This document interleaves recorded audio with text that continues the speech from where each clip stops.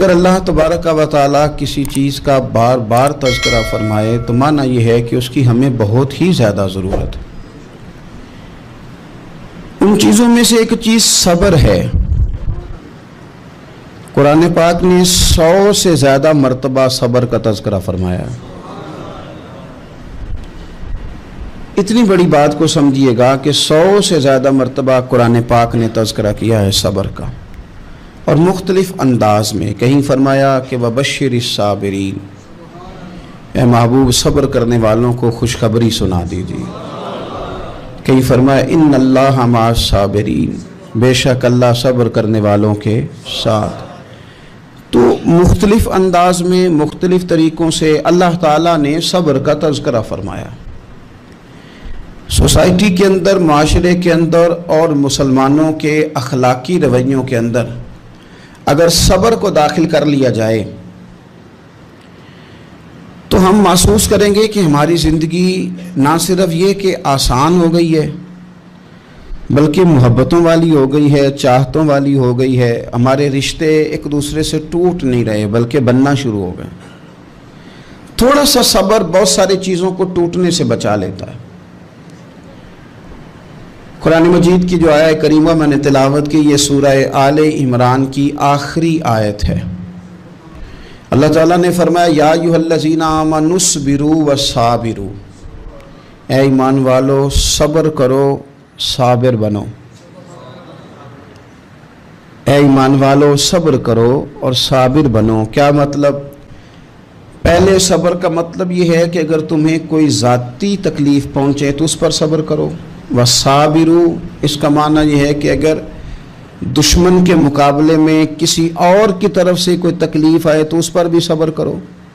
پھر فرمایا ورابطوا، اور ہمیشہ کمر بستہ رہو، اسلامی سرحدوں کے پہرے دار رہو۔ واتقوا اللہ، اللہ سے ڈرتے رہو۔ لعلکم تفلحون، اس امید پر کہ اللہ تمہیں کامیابی عطا فرما دے، تم فلاح پا جاؤ۔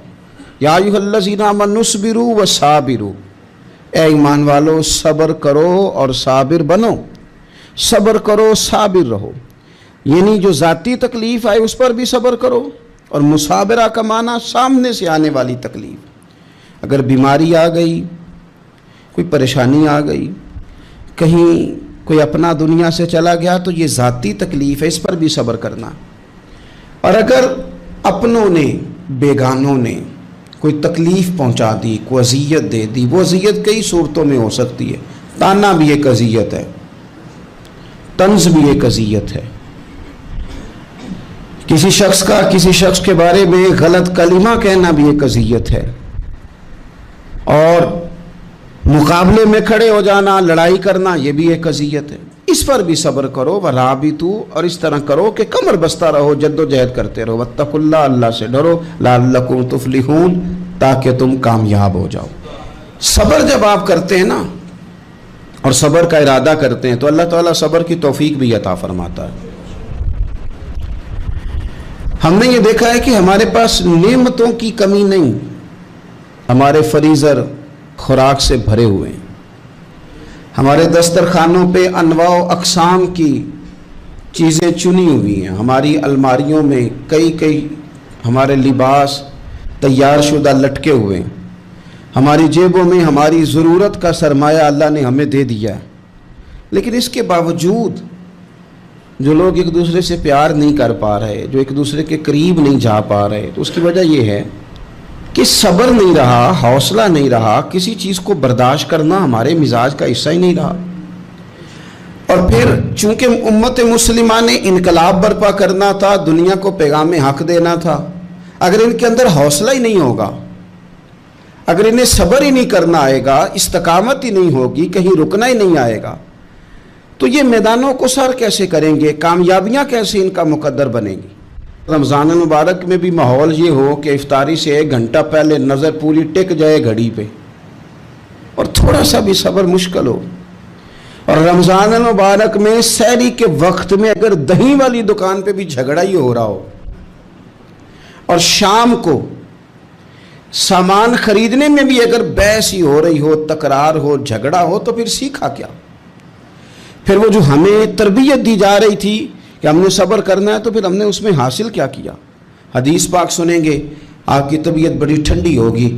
میرے نبی پاک صلی اللہ تعالیٰ علیہ وسلم نے ارشاد فرماتے ہیں کہ جو بندہ سوال سے بچنا چاہے گا، ارادہ کرے گا اللہ میں نے کسی سے نہیں مانگنا، فرمایا جو سوال سے بچنا چاہے گا رب اسے سوال سے بچا لے گا، اور جو لوگوں سے بے نیاز ہونا چاہے گا، کہے گا یا اللہ مجھے دنیا داروں کا محتاج نہ بناؤ، اپنی بارگاہ سے عطا فرما۔ جو لوگوں سے بے نیاز ہونا چاہے گا اللہ لوگوں سے بے نیاز کر دے گا، اور فرمایا جو صبر کا ارادہ کرے گا اللہ اسے صبر کی توفیق بھی عطا فرما دے گا۔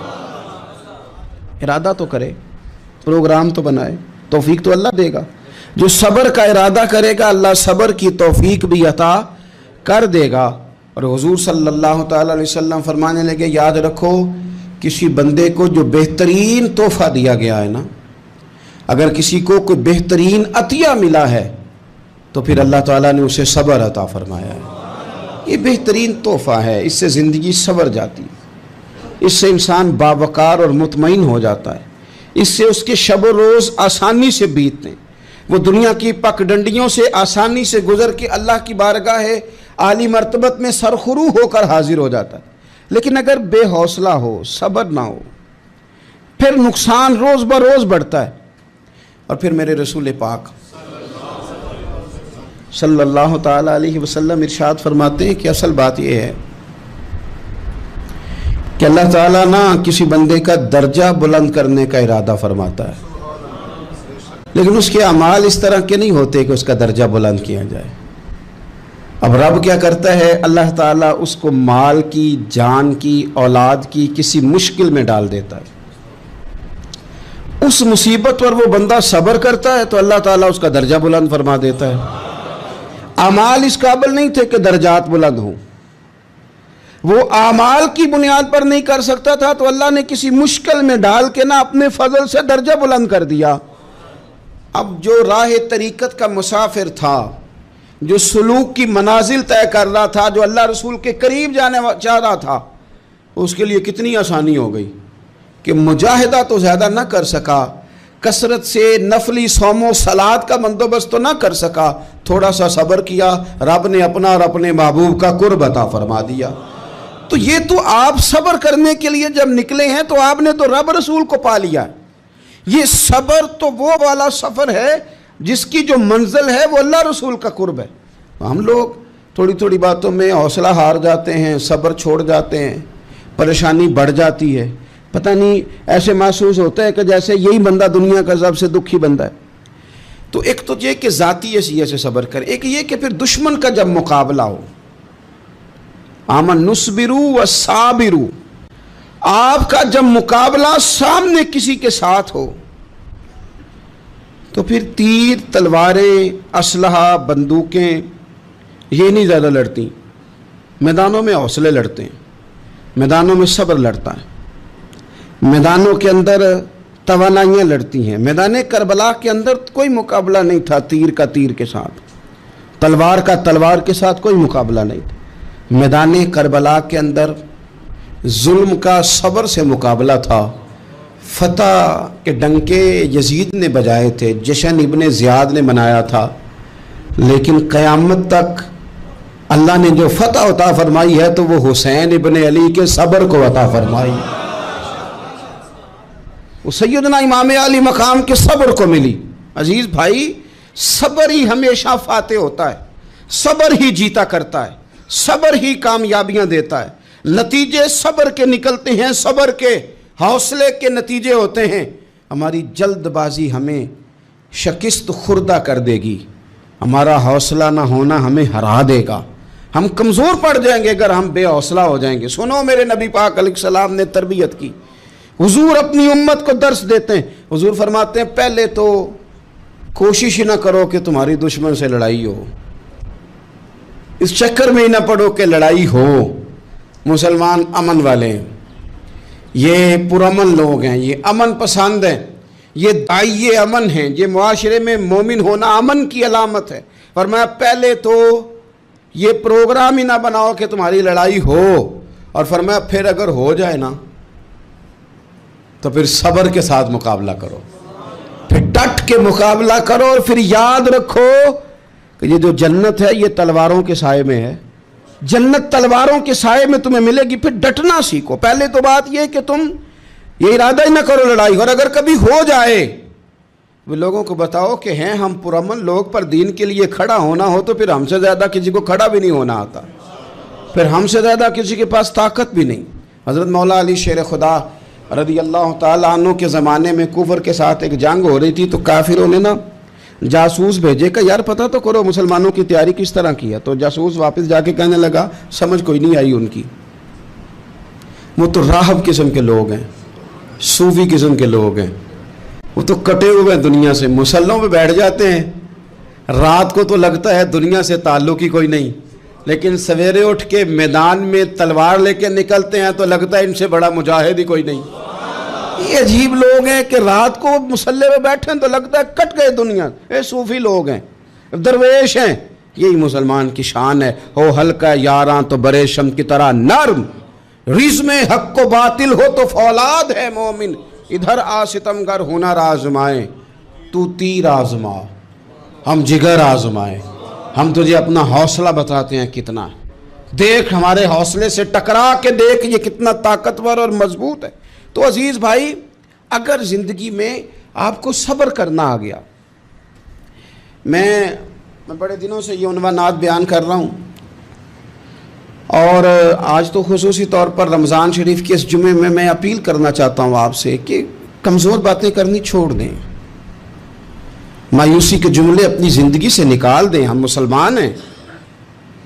آپ بیمار ہو گئے ہیں تو یہ بھی خدا کا فضل ہے، گناہ معاف ہوں گے. اگر اللہ تعالیٰ نے فقیر بنا دیا، غریبی آ گئی ہے تو یہ بھی فضل ہے، امیروں سے پہلے جنت میں جائیں گے. اگر اللہ تبارک و تعالیٰ نے کسی جگہ آپ کو مکان نہیں دیا اور دوسرے کو دے دیا ہے تو آپ وہ لوگ ہیں جو عظیم سنت ادا کر رہے ہیں سیدنا بلال حبشی کی. اگر کسی جگہ کوئی کمزوری آ گئی ہے، کوئی پیچھے رہ گئے ہیں تو یہ خدا کا فضل ہے. اللہ تعالیٰ نے چاہا ہمارے لیے جو فیصلہ تو ہم اس پہ راضی ہیں. لیکن اپنی زندگی میں اور شکوے اتنے بڑھا لیے، ہم نے اتنے بڑھا لیے کہ لوگوں سے شکوے کرتے کرتے رب رسول سے بھی شروع کر دیے. غلام بھی کبھی شکوہ کرتا ہے، آقا کا بھی شکوہ ہوتا ہے، بندہ بھی کبھی شکوہ کرتا ہے، رب کا بھی شکوہ ہوتا ہے، یہ بھی کبھی ہوتا ہے. آپ نہ مانے پر یہ شکوہ ہے کہ میں بڑے ڈاکٹروں کے پاس گیا ہوں آرام نہیں آیا. نہ مانے پر یہ شکوہ ہے میں نے کبھی کسی کو ستایا تو نہیں پر میرے حالات نہیں ٹھیک ہوتے. آپ نہ مانے پر یہ شکوہ ہے کہ فلانے کے پاس دولت زیادہ ہے، اس نے پتہ نہیں وہ آگے نکل گیا اور میں پیچھے رہ گیا. نہ مانے پر یہ شکوہ ہے. کس سے کر رہے ہو؟ رب رسول سے. او آس بولے تے او دی مہربانی اساں تے لاڈ ہی لڑاونے نے. کس سے شکوہ کر رہے ہو؟ خدا کے بندو، غلام غلامی کرتے ہیں، شکوے کرتے ہیں کوئی. حضرت ام سلمہ رضی اللہ تعالیٰ عنہ، شوہر کا نام ہے ابو سلمہ، بیٹے کا نام ہے سلمہ. کہتی ہیں میں، میرا شوہر، میرا بیٹا، تینوں، چھوٹا بیٹا میرا، ہم نکلے مکہ مکرمہ سے مدینہ طیبہ جانے کے لیے. ایک کی بیٹا ہے، خاندان جمع ہے، شوہر کی گود میں بیٹا، اونٹ کے پیچھے میں. فرماتی ہیں مدینے کی سرحد آ گئی تو میرے میکے والے آ گئے، کہنے لگے ابو سلمہ نہیں لے جانے دیں گے مدینے اپنی بیٹی کو. میں نے کہا میں مسلمان ہوں، میں تو اپنے شوہر کے ساتھ مدینے جاؤں گی. انہوں نے کہا نہیں جا سکتے، تو نے جانا ہے تو جا، ہماری بیٹی نہیں جائے گی. زبردستی مجھ سے انہوں نے مجھے میرے شوہر سے الگ کیا. کہتی ہیں پھر میرے شوہر کے قبیلے والے آ گئے، وہ کہنے لگے اگر تم اپنی بیٹی کو نہیں نہ جانے دیتے تو یہ جو ہمارا پوتا ہے یہ ہماری نسل ہے، تمہارا نہیں، اسے ہم نہیں جانے دیں گے. وہ بچہ اپنی طرف کھینچتے تھے، میں اپنی طرف کھینچتی تھی مدینے کی سرحد پہ.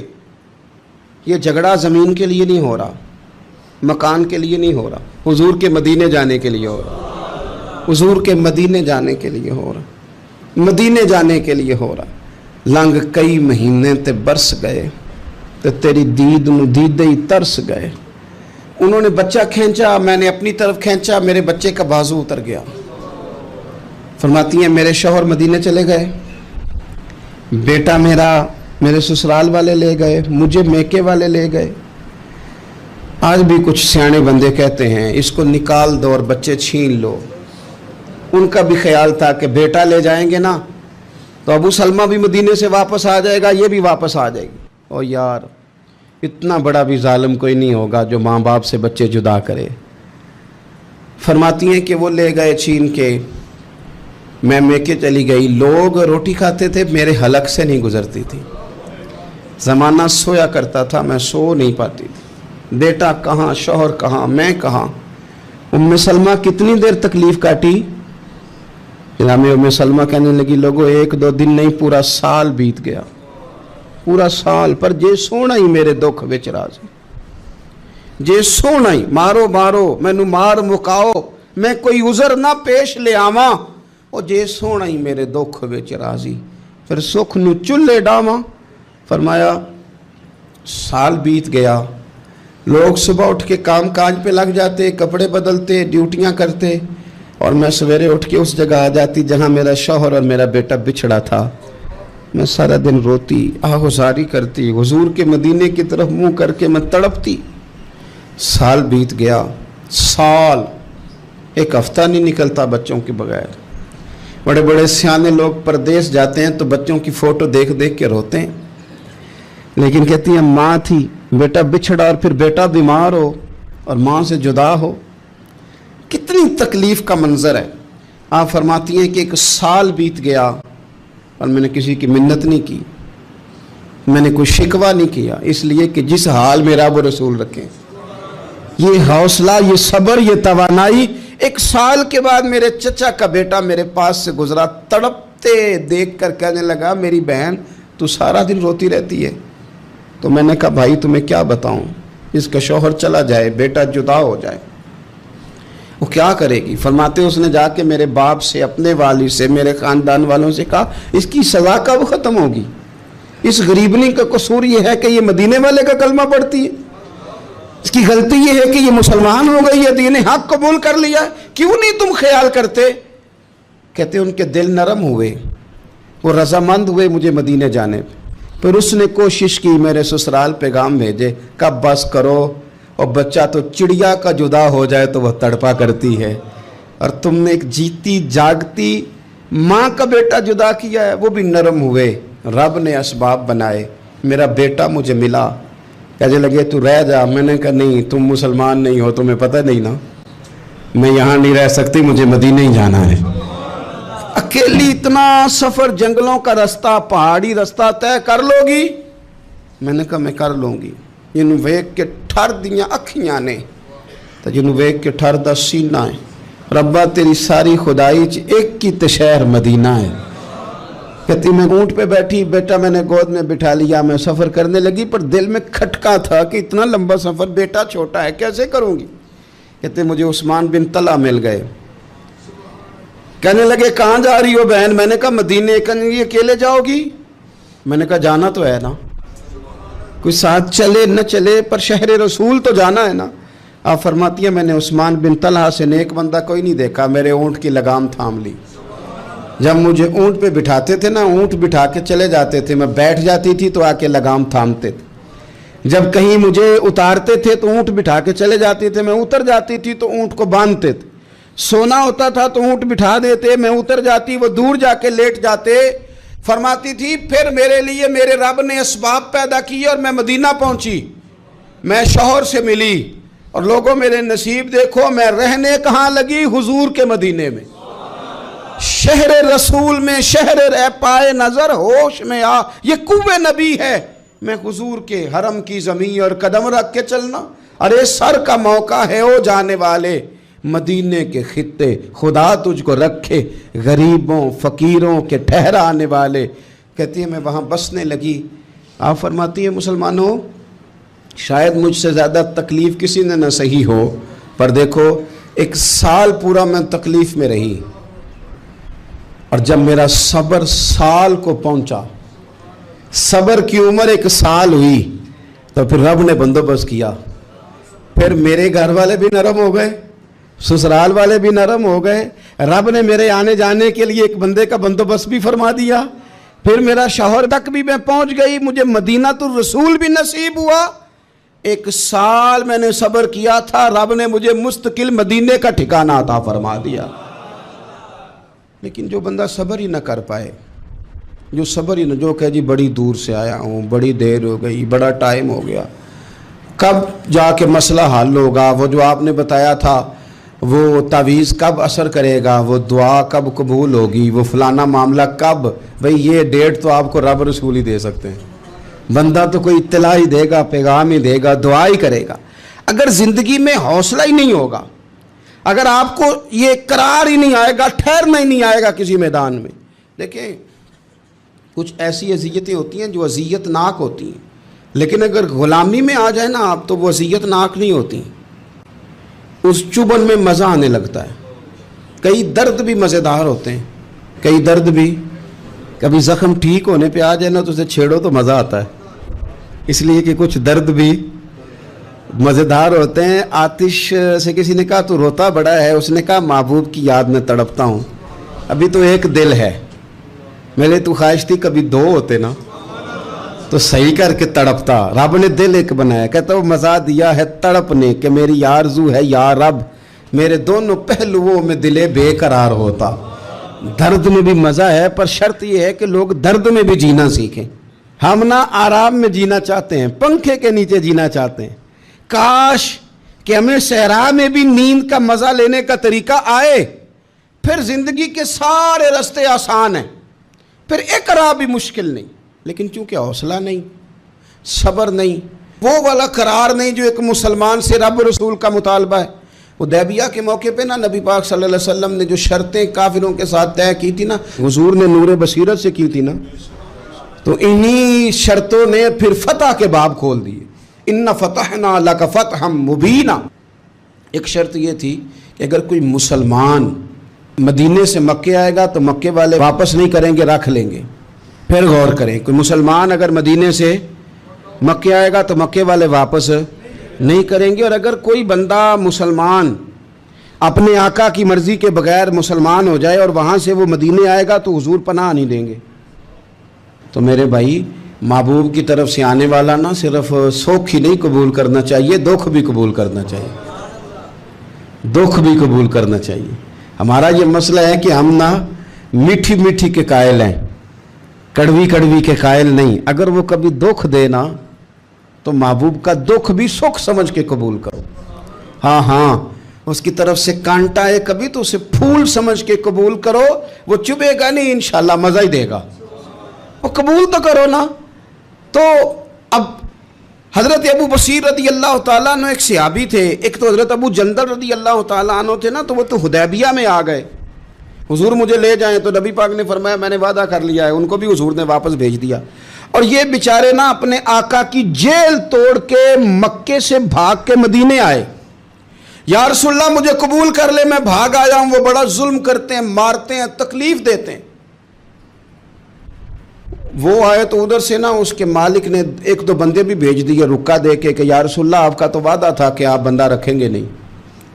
یہ آئے اور رکا بھی آ گیا۔ اب ذرا منظر کو سمجھیں۔ ہمارا تو یہ مسئلہ ہے کہ کہتے ہیں کہ میری 99 باتیں مانی ہیں، ایک نہیں مانی، لہذا میرا تعلق ہی کوئی نہیں۔ لیکن یہاں کیا کیفیت ہے؟ بندہ رو رہا ہے، تڑپ رہا ہے، حضور میں مار سے بچتا ہوا آیا ہوں، جیل توڑ کے آیا ہوں، مجھے قبول کر لیں۔ ادھر رکا آ گیا کہ آپ کا وعدہ تھا رکھیں گے نہیں۔ اب یہ کتنا مشکل مسئلہ ہے، لیکن رسول پاک علیہ السلام نے فرمایا ابو بصیر میں نے وعدہ کیا یار تجھے واپس جانا پڑے گا۔ اوئے ہوئے ہوئے، لوگ تو کہتے ہیں نا کہ وہ پیر صاحب نے کہا تھا تو میرا کام نہیں ہوا لہذا میری بیعت ہی گئی، چھٹی ہو گئی، ماحول ہی بڑا عجیب ہے۔ حضور نے فرمایا واپس جا، لیکن جے کر یار دے نام دا ملے مینا، پھر انہوں چولی پا لئیے مینے نو انجے سٹیے نا، جے کر یار دے نام دا، سامنے والے نے تانا سمجھ کے دیا تھا پر یار کے نام کا تھا نا، اس نے کہا لا صحیح سونے کے نام کا ہے نا، تانا ہوا تو کیا ہوا، جے کر یار دے نام دا ملے مینا انہوں چولی پا لئیے پنجے سٹیے نا، تے جے کر یار دے نام دی ملے سولی پھر جھوٹا جھوٹ لئیے تے پیچھے ہٹیے نا، جھوٹا جھوٹ لئیے۔ اب لکھنے والے کا بھی اپنا انداز ہے نا، کہتا ہے یہ بھی میرے لیے جھولا ہی ہے، یہ بھی آرام کی جگہ ہی ہے، جھوٹا جھوٹ لئیے تے پیچھے ہٹیے نا۔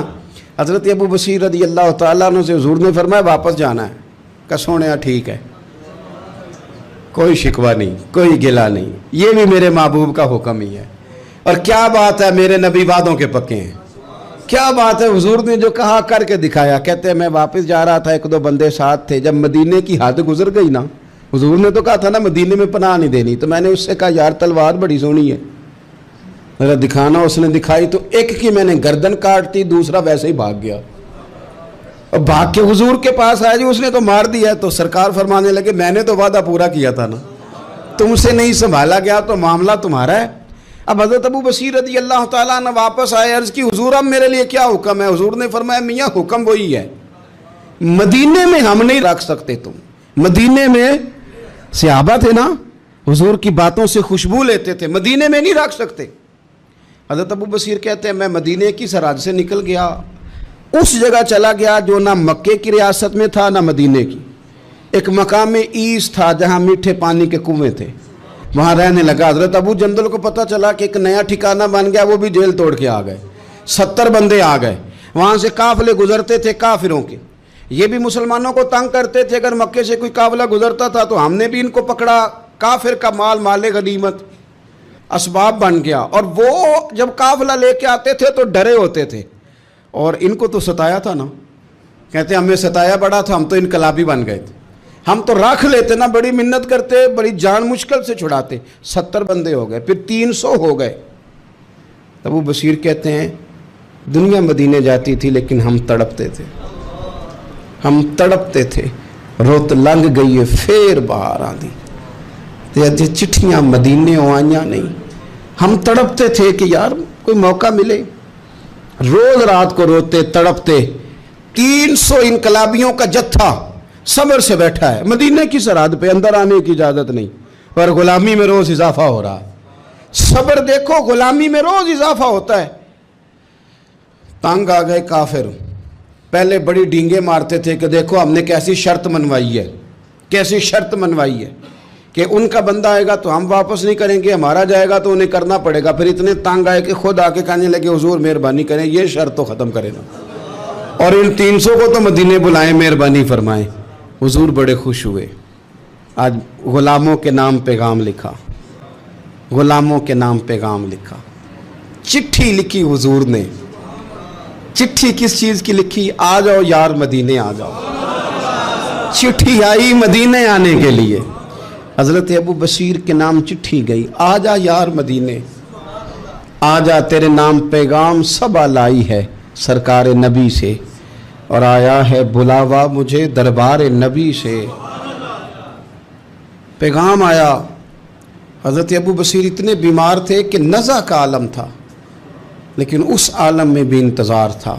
उस आखिरी वेले अखियाँ मेरियाँ रात तकनाए तेरा, तेरा ते सजना कुछ भी नहीं जाना, ये पा जावे एक फेरा, ते सिर मेरे ते आन खलोवें ते फिर पर्दा रह जाई मेरा, सौखा निकले साब ज़हूरी, ये वेख लवे मुख तेरा।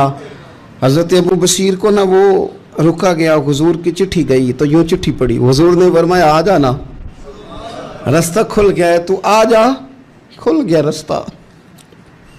दुआ फरमाओ मदीने के रास्ते खुल जाएं, करो ना यार दुआ मदीने के रास्ते खुल जाएं। कुछ ऐसे हैं जिन्होंने सारे दुख सुनाने ही मदीने जाके होते, कुछ लोग ऐसे हैं जिनके दिल और कलेजे फटने को आ गए। दुआ करो रास्ते खुल जाएं। हुजूर ने फरमाया आ जा, तेरा राह खुल गया। हज़रत अबू जंदल कहते मैं सराहने खड़ा था, हज़रत अबू बशीर के ख़त पढ़ा, मुस्कुराए, इशारे से कहने लगे देख मेरे नबी का खाता है, हुजूर की चिट्ठी मेरे नाम आई है, पढ़ना। तो मैंने भी पढ़ी, पहले रोए फिर कलमा पढ़ा, फिर मेरा हाथ थामा, रूह ही परवाज कर गई हमेशा के लिए, हमेशा के लिए। वो ज़ाहिरी जिस्म के साथ तो मदीने ना पहुँचे, पर कब्र में गए तो मदीने वाले की ज़ियारत नसीब हो, कब्र में हुजूर की ज़ियारत नसीब हो गई। कब्र में हज़रत अबू जंदल कहता है मैंने जनाजा पढ़ा, और उसी मकाम पे जहाँ उन्होंने इंतज़ार किया था ना, वो मकाम में इंतज़ार उनका मज़ार बना, मज़ार के साथ मस्जिद बनी, मस्जिद का नाम मस्जिद अबू बशीर रखा गया। उन्होंने उस इंतज़ार में जान दे दी, पर सब्र किया, शिकवा नहीं किया। यारो इतनी शिकायतें, इतनी शिकायतें, इतने शिकवे, एक बात मेरा और करने को दिल कर रहा है। ایک صحابی تھے حضرت عاصم بن ثابت رضی اللہ تعالیٰ عنہ، جنگ احد میں نا حضور کے ہاتھ پہ موت کی بیعت کی، جنگ احد میں بیعت کی، سونیا تیرے نام پہ مرنا، ڈٹ کے لڑے۔ سلافہ بن سعد کے 2 بیٹے بدر میں قتل کیے انہوں نے، اس نے قسم کھائی کہ معاذ اللہ میں ان کا سر منگا کے تو ان کی کھوپڑی میں شراب پیوں گی۔ سلافہ بن سعد نے یہ قسم کھائی کہ میرے 2 بیٹے قتل کیے ہیں، میں ان کی کھوپڑی میں شراب پیوں گی معاذ اللہ۔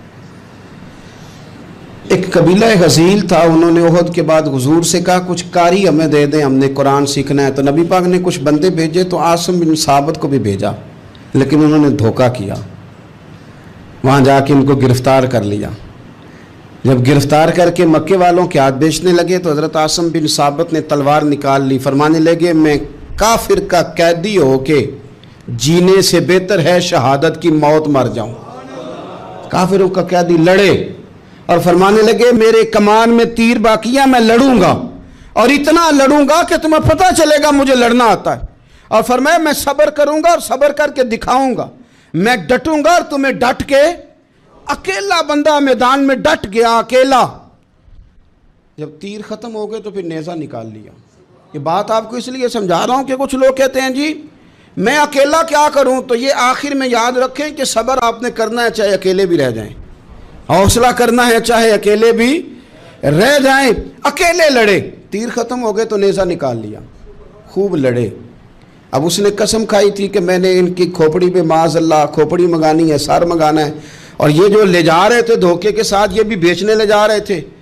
تو جب تھک گئے نا اور چاروں جانب سے جسم میں تیر پہ وسط ہو گئے تو دعا مانگی، اکیلا بندہ اور صبر کا مقام، دعا مانگی، کہا اے اللہ میں نے آخری دم تک تیرے دین کی حفاظت کی ہے، اب تو میرے جسم کی حفاظت کرنا، ان کے ہتھے نہ چڑھ جائے میرا جسم۔ حضرت عاصم بن ثابت رضی اللہ تعالیٰ عنہ شہید ہو گئے۔ کافر قریب گئے جسم پکڑنے کے لیے، گرفتار کرنے کے لیے، سر کاٹنے کے لیے، تو شہد کی مکھیاں آ گئیں، پورے جسم پہ قبضہ کر لیا۔ قریب جاتے تو مکھیاں لڑتی، کہنے لگے پیچھے ہٹ جاؤ، شام ہوگی نا توڑ جائیں گی، پھر ہم سر کاٹ لیں گے۔ شام تک چاروں جانے بیٹھے رہے، نہ کوئی ہوا آئی، نہ کوئی بادل برسا، نہ کوئی طوفان آیا۔ شام کو انہوں نے اٹھانا تھا، ایک ریلا آیا پانی کا، اور جناب عاصم بن ثابت کی لاش مبارک کو بہا کے لے گیا۔